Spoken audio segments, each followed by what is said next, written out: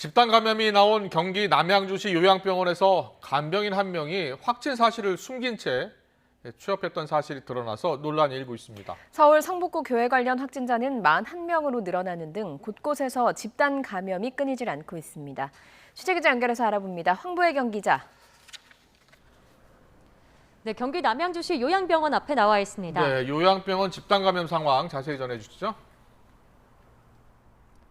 네, 이곳 병원은 확진자가 무더기로 나오면서 현재 동일 집단 격리에 들어갔습니다. 지금까지 확인된 확진자만 54명에 달하는데요. 이 가운데 35명이 백신 접종을 2차까지 마쳐서 돌파 감염으로 추정됩니다. 처음 확진자가 나온 건 지난 9일인데요. 이보다 앞선 지난 7일 간병인 한 명이 확진 사실을 숨기고 병원에 취업한 사실이 뒤늦게 드러났습니다. 해당 간병인 A씨는 중국인 60대 남성으로 지난 5일 서울 영등포 보건소에서 검사를 받았을 땐 음성이 나왔는데요. 다음 날 재검사를 실시했고 이때 양성 판정을 받았습니다. 하지만 A씨는 양성 사실은 숨긴 채 전날 받은 음성 결과를 가지고 이곳 남양주시 요양병원에 취업해 근무했습니다.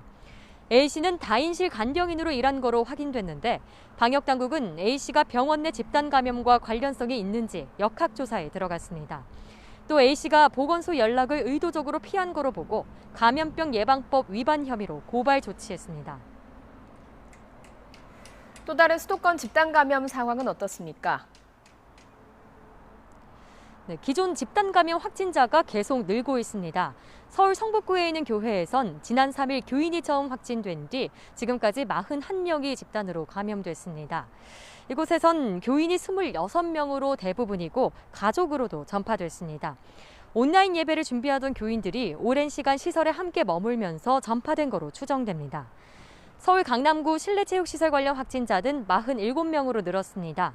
초중등 학생들이 주로 다니는 태권도 학원인데 확진된 원생만 22명에 달합니다. 이 학원에선 마스크를 모두 착용했지만 격렬하게 운동하며 기합 소리를 내는 과정에서 침방울이 튀었던 거로 추정됩니다.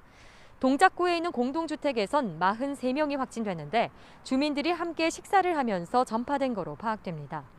경기 의정부시 요양원은 어르신을 포함해 41명이 감염됐는데요. 방역당국은 마스크 착용이 어려운 식사 시간에 거리 두기 등 방역 수칙을 잘 지켜달라고 당부했습니다.